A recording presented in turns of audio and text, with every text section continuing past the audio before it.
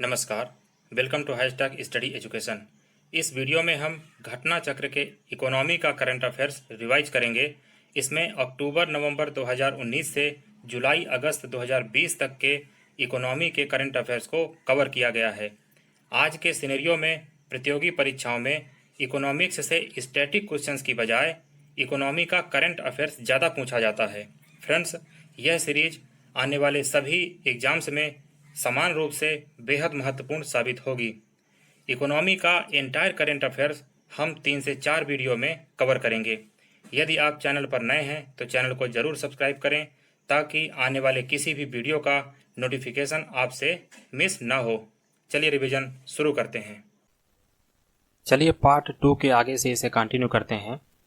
प्रश्न है, मानव विकास सूचकांक में भारत को रखा गया है, तो भारत को मध्यम मानव विकास के वर्ग में रखा गया है। आगे है, ऊर्जा दक्ष आवास कार्यक्रम इंडो जर्मन डेवलपमेंट कॉरपोरेशन का हिस्सा है जो निर्देशित करता है 2030 सतत विकास एजेंडे को। आगे है, दिसंबर 2019 में बाजार पूंजीकरण के संदर्भ में $100 बिलियन के स्तर को प्राप्त करने वाली भारत की तीसरी कंपनी बन गई है। तो भारत की तीसरी कंपनी बनी है HDFC बैंक, जिसमें पहले स्थान पर रिलायंस है और दूसरे स्थान पर टाटा कंसल्टेंसी सर्विस है। आगे देखते हैं, किस राज्य में विशेष आर्थिक क्षेत्र यानी पहले विशेष आर्थिक क्षेत्र स्पेशल इकोनॉमिक जोन की स्थापना के संबंध में अधिसूचना जारी की है। तो यह अधिसूचना जारी करने वाला राज्य कौन है? यह है त्रिपुरा, जिसने दिसंबर 2019 में स्पेशल इकोनॉमिक जोन की अधिसूचना जारी की है। आगे है, भारतीय रिजर्व बैंक के गवर्नर द्वारा दृष्टिबाधित यानी जो विजुअली इम्पेयर्ड लोग हैं, लोगों की सहायता हेतु कौन सा ऐप लॉन्च किया है? तो इस ऐप का नाम है मनी ऐप, जिसका फुल फॉर्म है मोबाइल एडेड नोट आइडेंटिफायर। आगे देखते हैं, दिसंबर 2019 में रिजर्व बैंक की एक अधिसूचना के अनुसार किस बैंक के माध्यम से बांग्लादेश को रक्षा खरीद हेतु $500 मिलियन ऋण दिया जाएगा? तो इस बैंक का नाम है एक्सिम बैंक। आगे देखते हैं, भारत का पहला कारपोरेट बॉन्ड ETF कौन सा है? तो इस कारपोरेट ब्रांड का नाम है Bharat bond exchange traded fund. आगे देखते हैं, Indian railway institute of financial management की स्थापना कहाँ की गई है? तो इस जगह का नाम है हैदराबाद। आगे देखते हैं, केंद्रीय अप्रत्यक्ष कर एवं सीमा शुल्क बोर्ड की दस्तावेज पहचान संख्या यानी DIN किस तिथि से लागू की गई? तो इस तिथि का नाम है 8 नवंबर 2019। आगे देखते हैं, फॉर्च्यून पत्रिका द्वारा जारी 20 सर्वश्रेष्ठ CEO यानी चीफ एग्जीक्यूटिव ऑफिसर की सूची में शीर्ष में कौन है? तो शीर्ष में जो CEO की लिस्ट जारी हुई है, इसमें है सत्य नडेला, जो कि माइक्रोसॉफ्ट कंपनी से संबंधित हैं। आगे देखते हैं, नकली सामान की बिक्री पर रोक लगाने हेतु एक पहला प्रोजेक्ट जीरो की शुरुआत किसने की है? तो प्रोजेक्ट जीरो की शुरुआत की गई है अमेजॉन कंपनी के द्वारा। आगे है, 39वां भारतीय अंतर्राष्ट्रीय व्यापार मेला, इसकी प्रमुख थीम क्या थी? तो इसकी थीम थी व्यापार करने में सहजता। इसका आयोजन हुआ था 14 नवंबर से 27 नवंबर 2019 में नई दिल्ली में। आगे देखते हैं, कोयले की आपूर्ति में पारदर्शिता और बेहतर समन्वय हेतु किस पोर्टल की शुरुआत की गई है? तो इस पोर्टल का नाम है प्रकाश, जिसका फुल फॉर्म है पावर रेल कोयला अवेलेबिलिटी थ्रू सप्लाई हार्मनी। आगे बढ़ते हैं, brands top 75 most valuable Indian brand ranking में शीर्ष स्थान पर कौन सी कंपनी है? तो इसमें शीर्ष स्थान पर है HDFC बैंक, जो कि कॉन्सेक्यूटिवली यानी लगातार 6 वर्षों से शीर्ष स्थान पर बनी हुई है। आगे देखते हैं, भारतीय रिजर्व बैंक द्वारा जारी ड्राफ्ट दिशा निर्देश के अनुसार लघु वित्त बैंक खोलने हेतु कम से कम कितने करोड़ रुपए की जरूरत है? तो यदि लघु वित्त बैंक खोलना है तो इसके लिए मिनिमम 200 करोड़ रुपए की जरूरत है। आगे देखते हैं, रिजर्व बैंक ने उपभोक्ता ऋण के मामले में बैंकों के लिए आवश्यक जोखिम भार को 125% से घटाकर कितने % कर दिया है? तो इसको 125 से 25% रिड्यूस करके 100% कर दिया गया है। आगे देखते हैं, वर्ष 2021 में होने वाली जनगणना की विशेषता क्या है?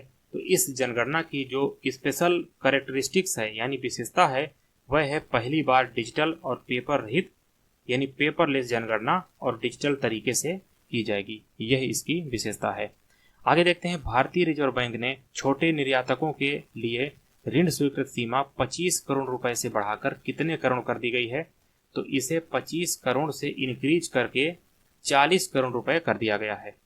आगे है, हुरून इंडिया रिच लिस्ट 2019 की सूची में शीर्ष पर कौन भारतीय उद्योगपति हैं? तो इनका नाम है मुकेश अंबानी, जो कि RIL कंपनी के मालिक हैं। आगे देखते हैं, कनाडा की थिंक टैंक फ्रेजर इंस्टीट्यूट द्वारा जारी विश्व आर्थिक स्वतंत्रता रिपोर्ट 2019 के अनुसार शीर्ष देश कौन है? तो इसमें शीर्ष स्थान पर हांगकांग है और इस इंडेक्स में भारत को 79वां रैंक मिला है। आगे देखते हैं, Asian infrastructure and investment bank AIIB से स्थानीय मुद्रा में वित्त पोषण का पहला ऋण प्राप्तकर्ता देश कौन सा हुआ? तो AIIB से पहला जो वित्त पोषण प्राप्तकर्ता ऋण देश है तो यह देश है भारत। आगे देखते हैं, state of the world population 2020 report का मुख्य विषय क्या है? तो इसका मुख्य विषय है मेरी इच्छा के विरुद्ध यानी अगेंस्ट माई विल। आगे देखते हैं, state of the world population 2020 report किसके द्वारा जारी की जाती है? तो इसको जारी करने वाली जो ऑर्गेनाइजेशन है यह है यूनाइटेड नेशंस पॉपुलेशन फंड यानी संयुक्त राष्ट्र जनसंख्या कोष। आगे देखते हैं, संयुक्त राष्ट्र जनसंख्या कोष के अनुसार जुलाई 2020 तक विश्व की जनसंख्या बढ़कर कितनी हो गई है? तो जुलाई 2020 तक विश्व की जनसंख्या 7,795 मिलियन हो गई है। आगे है, संयुक्त राष्ट्र जनसंख्या कोष के अनुसार वर्ष 2015 से 20 के मध्य वैश्विक आबादी में वृद्धि कितनी हुई? तो यह वृद्धि देखी गई है 1.1% की औसत वार्षिक यानी ईयरली 1.1% की वृद्धि देखी गई है। आगे देखते हैं, संयुक्त राष्ट्र जनसंख्या कोष के अनुसार जन्म के समय जीवन प्रत्याशा यानी लाइफ एक्सपेक्टेंसी वैश्विक स्तर पर वर्ष 2019 में 72 थी, जो बढ़कर कितनी हो गई है 2020 में? तो यह 72 वर्ष से बढ़कर 73 वर्ष यानी 1 वर्ष का इसमें इजाफा हुआ है। आगे देखते हैं, संयुक्त राष्ट्र जनसंख्या कोष के अनुसार भारत की जनसंख्या वर्ष 2019 में 1368.7 मिलियन यानी लगभग 1.3 अरब थी, जो बढ़कर 2020 में कितनी हो गई? तो 2020 में यह बढ़कर 1380 मिलियन हो गई। चलिए आगे बढ़ते हैं। आगे है, संयुक्त राष्ट्र जनसंख्या कोष के अनुसार वर्ष 2015 से 20 के मध्य भारत की जनसंख्या में कितनी वृद्धि हुई है? तो भारत की जनसंख्या में 1% वार्षिक दर से वृद्धि हुई। आगे है, संयुक्त राष्ट्र जनसंख्या कोष के अनुसार भारत में जन्म के समय जीवन प्रत्याशा वर्ष 2019 में 69 ईयर थी, जो बढ़कर 2020 में 70 वर्ष हो गई है। आगे है, संयुक्त राष्ट्र जनसंख्या कोष के अनुसार वर्ष 2020 में भारत की प्रजनन दर कितनी है? तो इसे बताया गया है 2.2 प्रति महिला यानी 2.2 प्रति महिला।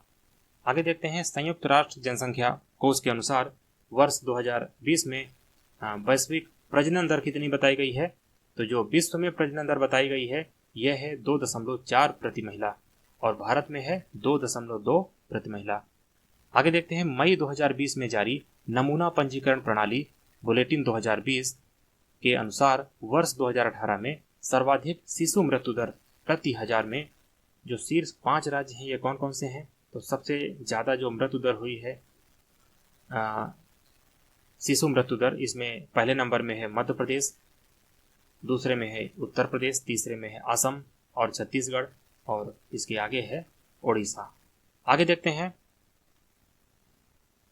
SRS बुलेटिन 2020 के आंकड़ों के अनुसार वर्ष 2018 में न्यूनतम शिशु मृत्यु दर प्रति हजार में 5 राज्य और केंद्र शासित प्रदेश कौन से हैं? तो न्यूनतम में है नागालैंड जिसमें 4 है, मिजोरम में 5 है, गोवा और सिक्किम केरल में संयुक्त रूप से 7 है।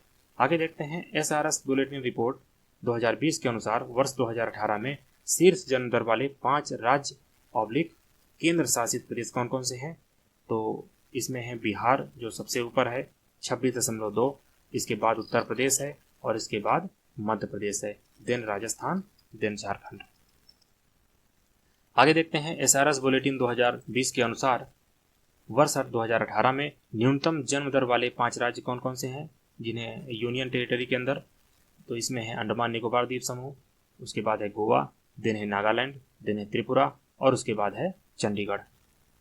आगे देखते हैं एसआरएस रिपोर्ट 2020 के अनुसार 2018 में शीर्ष मृत्यु दर यानी जो हाई डेथ रेट है प्रति हजार में 5 राज्य कौन से हैं, तो इनमें सबसे ज़्यादा है छत्तीसगढ़ में, उसके बाद है यानी प्रति हजार 8 है यहाँ पर, उसके बाद उड़ीसा में 7.3, देन पुडुचेरी, हिमाचल प्रदेश और केरला में 6.9 प्रति हजार। आगे देखते हैं एसआरएस बुलेटिन 2020 के अनुसार वर्ष 2018 में न्यूनतम मृत्यु दर प्रति हजार वाले 5 राज्य हैं Delhi, then Nagaland, then Dadar Nagar Haveli, then Mizoram और उसके बाद है चंडीगढ़। आगे देखते हैं राष्ट्रीय स्तर पर शिशु मृत्यु दर वर्ष 2017 में 33 की तुलना में 1 अंक की गिरावट के साथ वर्ष 2018 में कितनी हो गई, तो यह 1 अंक की गिरावट के साथ 32 हो गई है।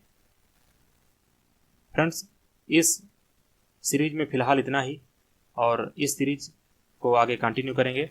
Thank you very much.